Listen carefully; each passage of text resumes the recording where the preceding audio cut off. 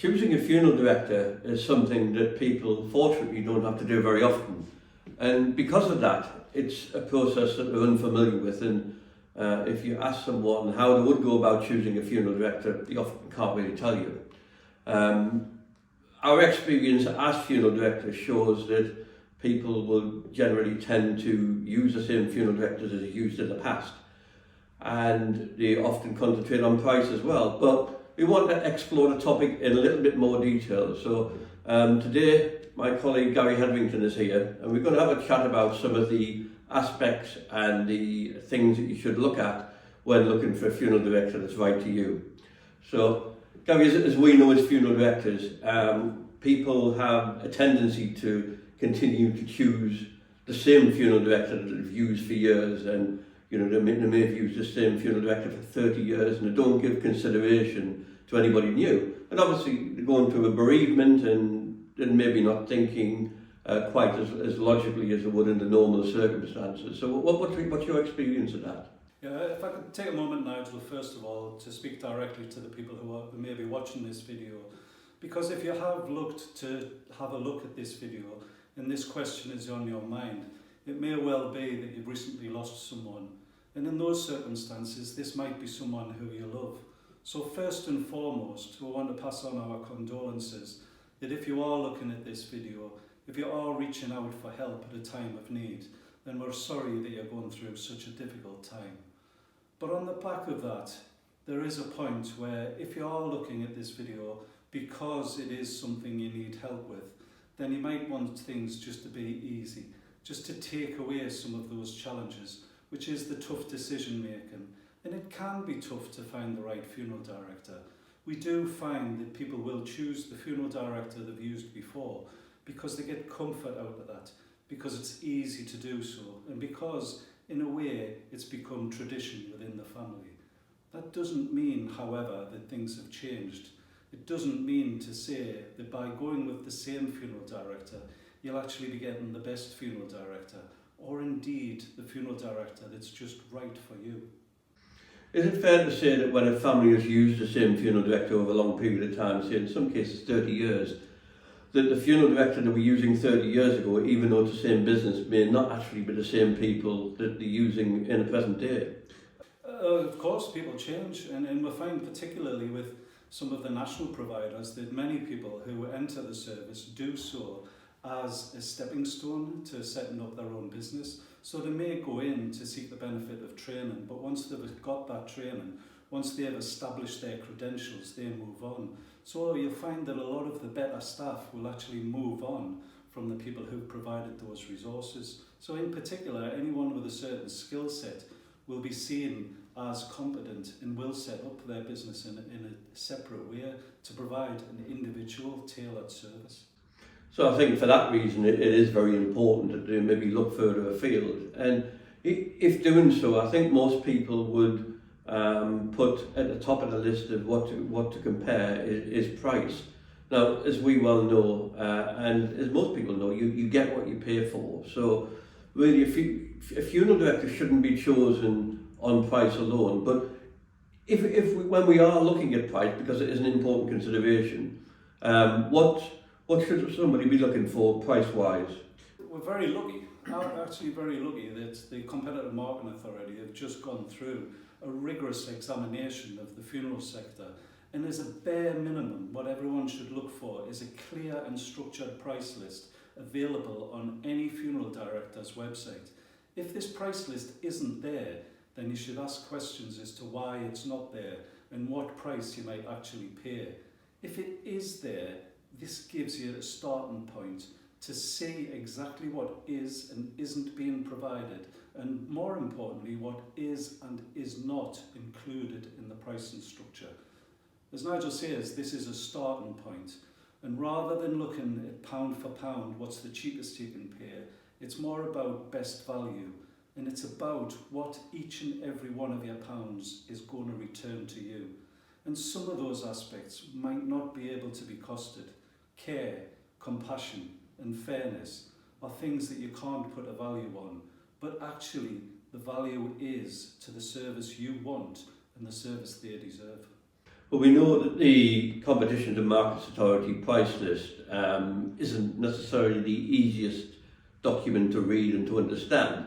It's great to be able to use a standard format price list to compare between funeral directors to see which is the most expensive, but it doesn't really show you the overall price of a typical funeral that maybe that you're looking for, which obviously is a challenge to people.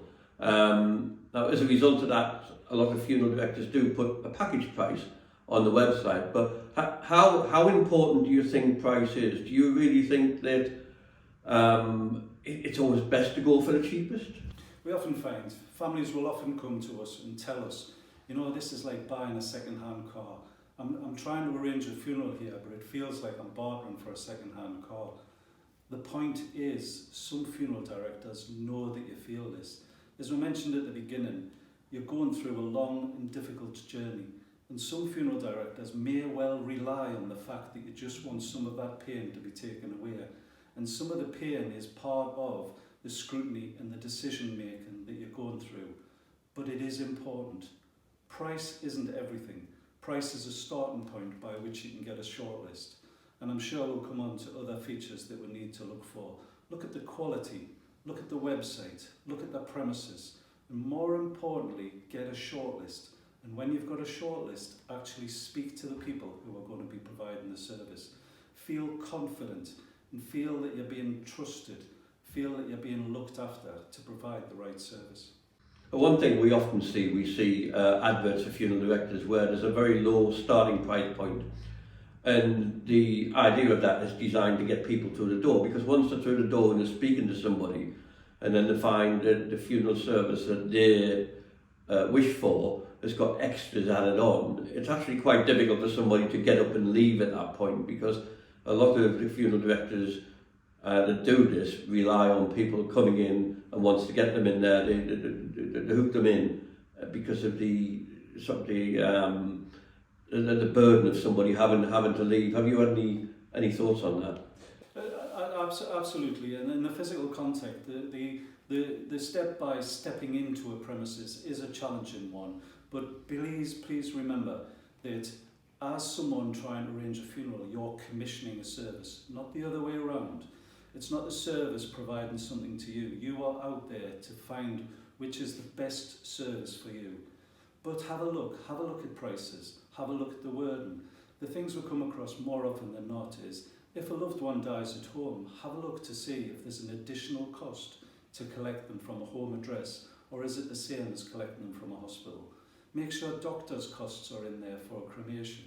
And sometimes on the funeral, if you're going to more than one location, such as a church before a crematorium, make sure that that doesn't incur an additional cost as well. There are hidden extras in many price lists, so please be careful and scrutinise. Do not commit until you're happy. At the end of the day, you're the one buying the service, not the other way around. So price transparency is very important. How can a bereaved family be sure that what they're going to understand what they're actually going to have to pay? How will they know that if they've been sitting in front of a funeral director like I'm sitting in front of you now and arranging a funeral, how can they be sure that the funeral that they quoted for at that point is the same cost when the final bill comes in? Well, it should be a written estimate. As we say, the standardised price list is now a legal requirement. If that price list is not there, then ask why. Ask what they're hiding. But at the point of seeking a price, ask for an estimate. An estimate should spell out everything that's included, all the choices that you've made with a price that they're committed to. And once that price is set, then there's no reason why that price should change. Moving on from price, one of the most important factors to look at is the reputation of the funeral director. Now, when I started in the funeral business 20-something years ago, then reputation was purely word of mouth. But with with technology and social media, there's an extra tool there, isn't there, for people to find out exactly what the reputation of a funeral director is? Undoubtedly, the power of social media, as we know, has a positive and a negative impact. You'll find particularly with local, independent high street providers, they depend on social media for every single funeral. One bad review can take months to recover from. So people rely on their reputation, because the biggest and most effective form of advertising of services, particularly for independent high street providers of funerals, are what people say about the service they give. People's experience, people's understanding and people's trust in funeral directors speaks volumes, and that's cascaded through social media faster than ever before. So in terms of checking reviews, what platforms, what venues should people go to actually see reviews of a funeral director? I mean, we mentioned the website before. Any reputable funeral director should have a comprehensive website with clearly listing the prices, as we say, through legal requirements of the CMA, but also should have access to what people say about them, reviews and testimonials, Google reviews, Facebook searches, and umpteen types of reviews. As we know, social media is expanding faster than it's actually being used sometimes, and the platforms change on a daily basis. We all know the younger generation uses Instagram and TikTok, but each one of them creates an avenue for an informed decision. Onto funeral directors' competence now. Now, it's obviously very important that a funeral director is competent in what to do. Most people will only see certain aspects of a funeral business. They will see the reception area, and then as far as they'll go into it, normally they will see the chapel of rest in certain cases where they viewed a loved one. How can somebody be confident that a funeral director is working to establish standards and to have a level of competence? It's quite clear that there are many competent funeral directors in the area today. Many independent funeral directors who look after their clients and provide the best accommodation. Serious funeral directors, however, will ask for other people to come in and examine how good they are. SAFE, for example, is an examining body who accredits funeral directors with membership only after an in-depth inspection of their services, their premises, their policies and procedures. And serious funeral directors will not shy away from this type of examination. On passing that, you will see clearly that SAFE has their accreditation either on the website or in their shop window. The NAFD, National Association of Funeral Directors, has a similar process. And if anyone, don't be fooled, because don't judge every book by its cover. Look at what's exactly examining how good your funeral directors are. And any funeral director who are confident in their services will seek this examination of how good they are and look to pass on the accreditation. So membership of a trade body such as SAFE, which is the National Society of Allied and Independent Funeral Directors, and the National Association of Funeral Directors will give families peace of mind. Now, we touched on technology early on and social media.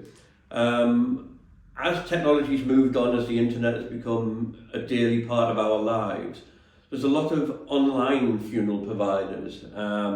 You see them advertised on Facebook, you see them advertised all over the internet, sometimes on television. And an online provider is a provider where they don't necessarily have a local presence in a local funeral home. What's the benefit of using a local funeral director that has an office and a chapel of rest local to you, as opposed to an online provider who is not necessarily based locally to yourselves? Well, if I can just take it back a step at first, because your on-street funeral director, particularly the independent funeral director, as I say, depends on reviews. Now, that's not reviews of carrying out funerals, that's reviews on how they sit within the communities in which they're involved in. And that can include simple advice. So the first thing I would say to differentiate is, if in doubt, pop in to your local funeral director and speak to a person and ask them questions and advice. Where this falls down is particularly in the provision of what we call direct cremations, where cremations are without a service. There is a common misperception around the communities that we work in that the online providers are the only provision of direct cremations.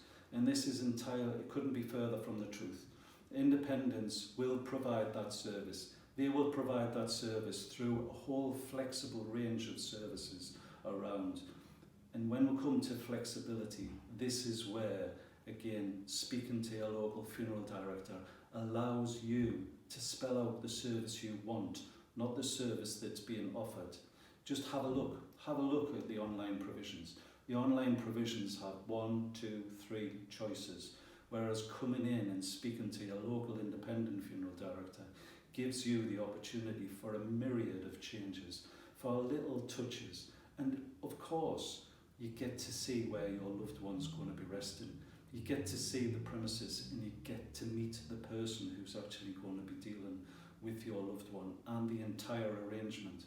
In many cases, when you look at independent funeral directors, you'll actually meet the person who owns the business, whose entire livelihood is dependent on how well that business performs.